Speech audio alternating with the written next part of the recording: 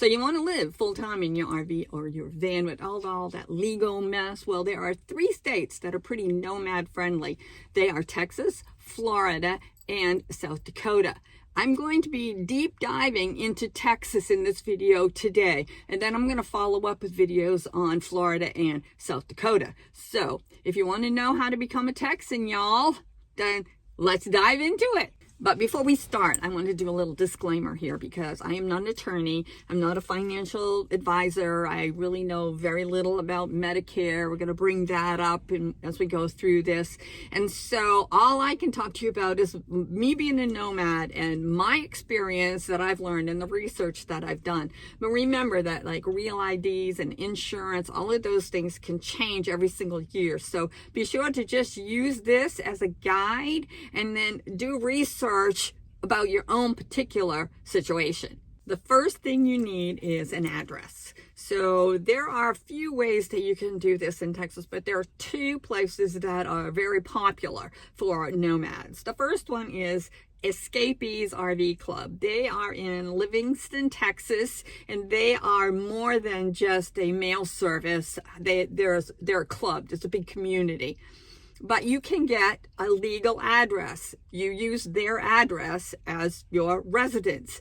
And you can also get with it a P.O. box number. So you can have your mail sent to your P.O. box, but you can use this legal address for the rest of the things you need, like your driver's license and all of those things. The other one is in Wichita Falls, Texas, and it's Texas Home Base. And this one is family owned and it's very personable. You can, if you call there, you may get to, talk to the same person twice. So let me just mention that both Escapees and Texas Home Base are in counties that do not require emissions testing. So new in 2026, Texas does not require inspections anymore.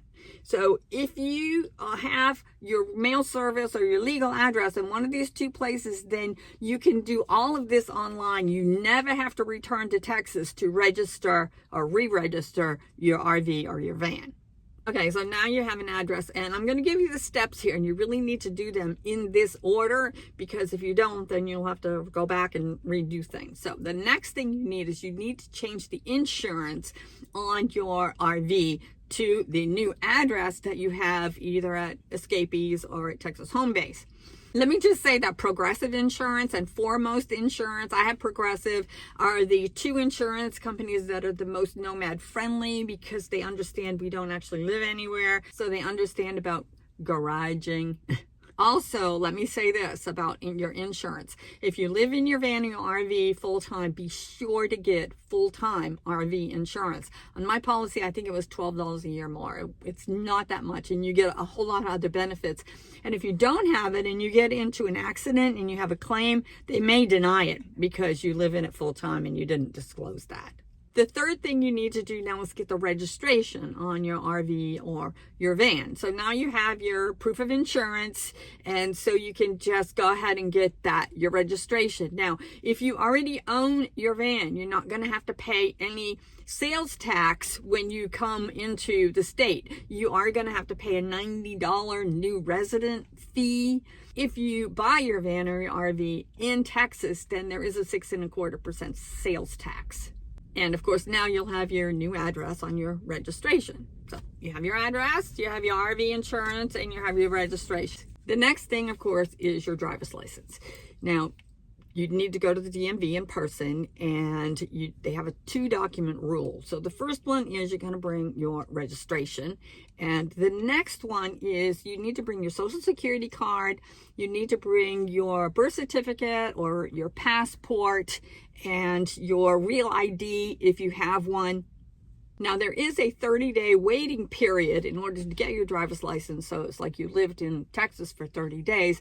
Unless you have a valid driver's license in another state, then you can surrender that when you get your new driver's license. Now, let me just add a couple of things here. First of all, if you don't have a registration because maybe you're a couple and the registration is only in one person's name and not in your name, then you can't obviously use the registration as one of the two docs. So what you can do is you can get a voter registration card instead of that. And so you will have the voter's registration card and your birth certificate, passport, and social security card. Remember this, if you get a voter registration card, then you may be called for jury duty. And I'm going to go into that in detail in a little bit longer. So hang on for that. Also, with your driver's license, you're going to go there and you're going to get it. And then take a picture and do your eyes and all of that stuff.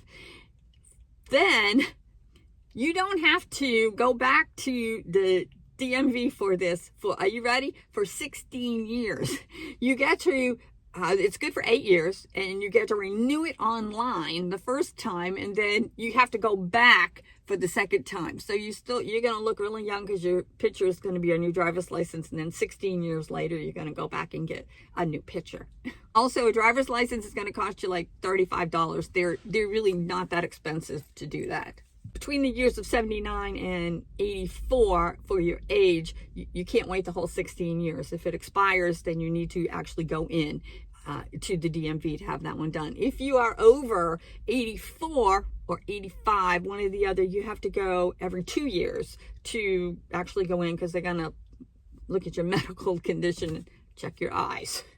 That's how you have to get a driver's license. It's a little bit more complicated, but now that you got your new address, you're good to go.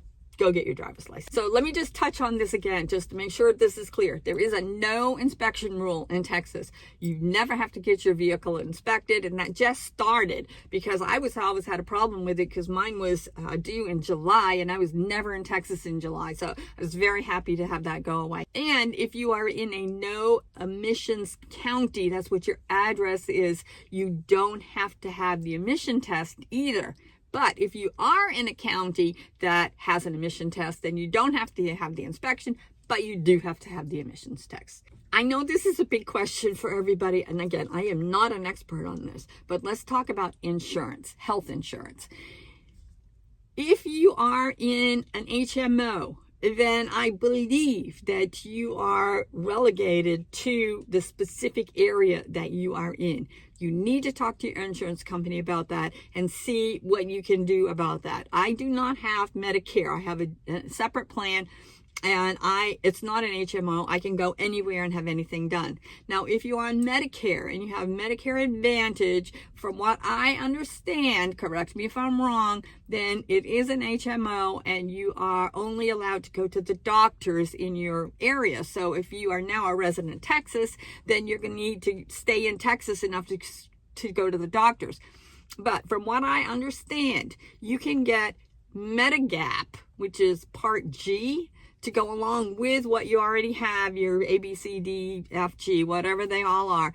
And that will cover you so that you can go to any doctor anywhere.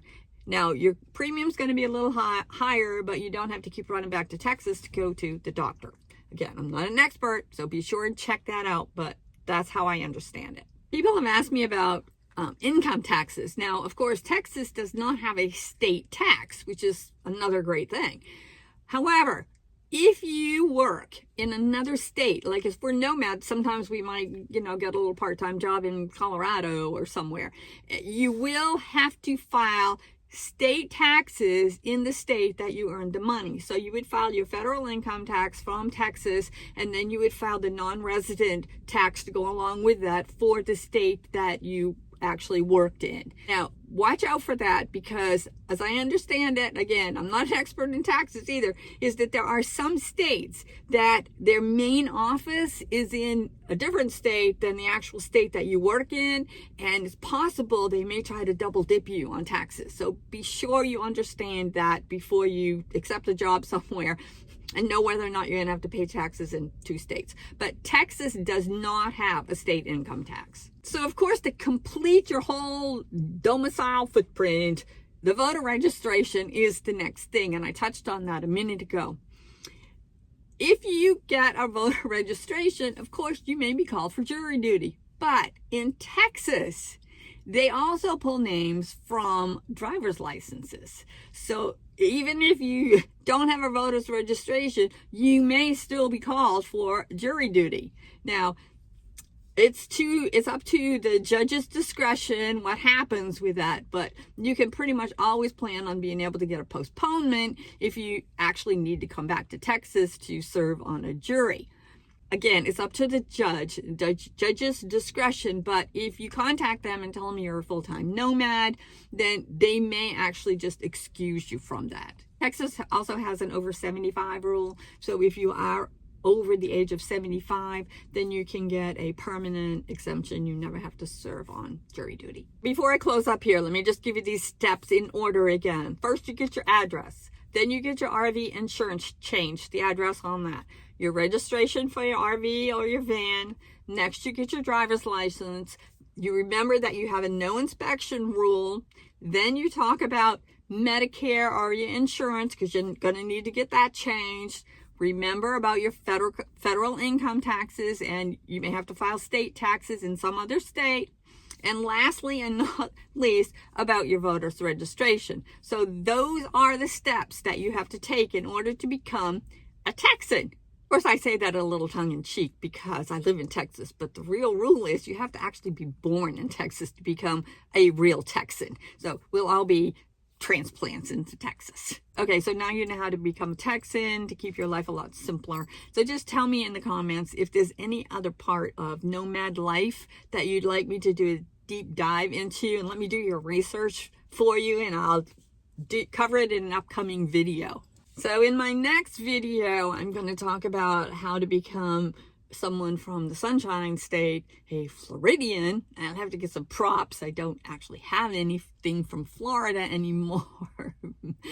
But that's the next one in the order of these videos that I'm doing. And the next one after that, of course, will be South Dakota. So if you like what we're doing here, please hit the subscribe, ring the bell up there, and so that you can follow us along and you won't miss any of the other videos. So again, thank you so much for watching, and safe travels from Texas.